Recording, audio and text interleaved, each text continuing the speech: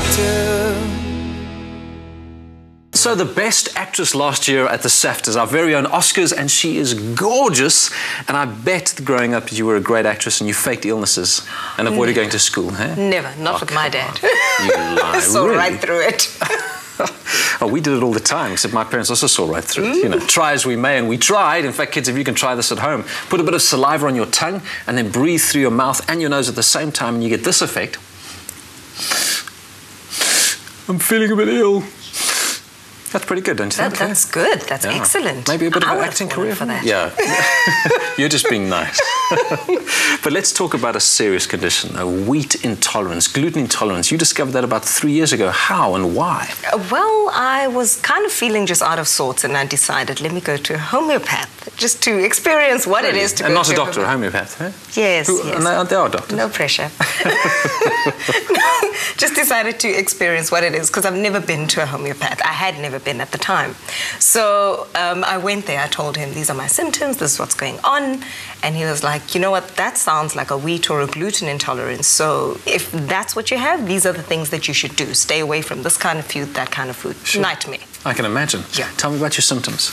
Symptoms of bloatedness, constipation, diarrhea, you know, skin that sort often, of thing. you know, kind of rashes maybe, headaches, that kind of thing. Yeah, I think my skin was a little bit irritated. It's better now. But yeah, those are the kind of ugly symptoms that you get. And yeah, you can't talk ugly when you're as gorgeous as you are and got to be on screen all the time. It's a problem. So how do you manage that? I mean, day to day, living with wheat intolerance must be a real challenge. It's all about reading labels. It's all about knowing what it is you're supposed to stay away from. So I think Pick n Pay helps a great deal, because they've got a specific aisle for like diabetics, sugar, whatever, and wheat and gluten intolerance. Okay. That so helps you're with a that great kind deal. of the outcast group that sort of got on that aisle. Exactly. Oh, you shame, feel like, man. you know, you've got your own special aisle.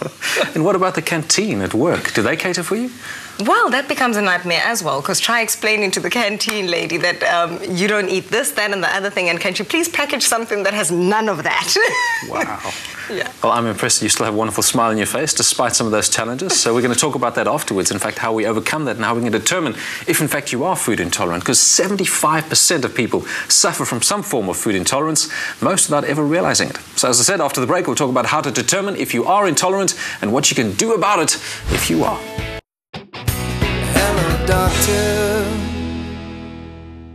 So you feel awful most of the time, you're tired, achy, and it seems like you've either got diarrhea or bloating almost constantly.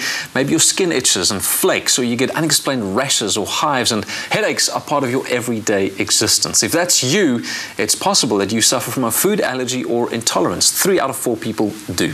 There are many types of food intolerance and allergies, and wheat intolerance is one of the most common. Broadly speaking, health problems related to wheat consumption fall into 2 categories: wheat sensitivity and gluten intolerance. Andrea, what would you say the difference is between those two? You know, gluten intolerance is specifically aimed at gluten, which is a protein we find in wheat and other grains, where your body physically can't break it down and digest it. And that's why you get severe diarrhea when eating a food that's rich in gluten, such as wheat. Okay. Then if you look at a wheat sensitivity, you may not get those severe symptoms of diarrhea specifically. You may suffer more with bloatedness and general abdominal discomfort. And that will just show you that your body doesn't like digesting wheat that much. I said Daneo. I said I wouldn't say Daneo. Katlecho, forgive me. It was bound to happen. It was bound to happen, of course, Madam Mashaba. So tell me a bit about your symptoms. So listening to what Andrea said, 2 out of 3, are you thinking more wheat sensitivity or are you thinking gluten intolerance? I'm thinking more gluten intolerance, because, and Andrea can correct me, but there's a bloatedness when I eat the whatever it is that has gluten in it, and then there's an irritation, there's cramping in the stomach, and then there's the diarrhea. And then there's a constipation afterwards. And timing-wise, after you've eaten, is that immediate or is it kind of a couple of hours later? It comes out pretty quickly. Okay. Yeah. So that sounds... You see, what you're describing sounds like a gluten intolerance, because the duration from eating the food to the diarrhea developing is very short, which may indicate that your body can't break down gluten or maybe another aspect or component in wheat.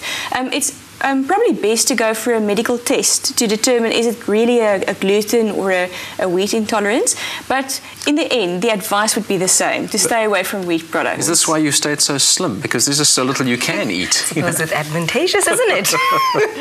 But Katlego, what can you eat? We've talked about what you've got to stay away from with gluten intolerance. What do you eat? Well, I always say to people, I'm like, look, give me something natural. Give me fruits, veggies in their natural form, unprocessed, with no sauces, no spices, no funny stuff, just salt and herbs, and I can eat it. I'm so glad you mentioned that, because that's exactly the way to go. Because, I mean, there are the clear examples of food that contain wheat, such as bread. But then the principle really is to eat foods in the most natural form possible, and to stay away from those sauces and foods that are baked, etc., where they could use wheat as a thickener or a binder or something like that. And in general, if you look at healthy eating guidelines, they always say eat foods in their most natural form possible. Yes. I always say shop on the outside of the grocery store. On the inside, but on the outside, in the fresh food section. It's a bit of free advice, you know. If someone thinks they might have a wheat intolerance or a wheat sensitivity, what's the first step? Elimination diet or test? Or, I mean, Katlego went to go see a homeopath. That's one way. I would say it depends on the severity of your symptoms. If you can sort of manage it, I would say try an elimination diet first. And as we said, we would eliminate all those foods for, I would say, 4 to 7 days, to make sure that there's no confusion about which foods is causing which symptoms. And then gradually introduce them one by one. I would start with bread probably, or with any sort of pure form of wheat like pasta or couscous, and see how your body reacts. And I would introduce one food at a time to see how the body reacts. And if the reaction is very severe, I would really recommend that you see your doctor and then take it from there. Did you do something like that, Katlego? The elimination? Yeah. Absolutely. That's how I knew I went completely cold turkey. So to speak. And then I had to, when I brought it back in, that's when I realized that no, this thing is not good for me. Well, tell me how you manage this with such a lot of positivity and hope. I mean, people are going, wow, I've got what Katlego's got, and I really battle, and yet she just smiles and's got that lovely look on her face. How do you do that?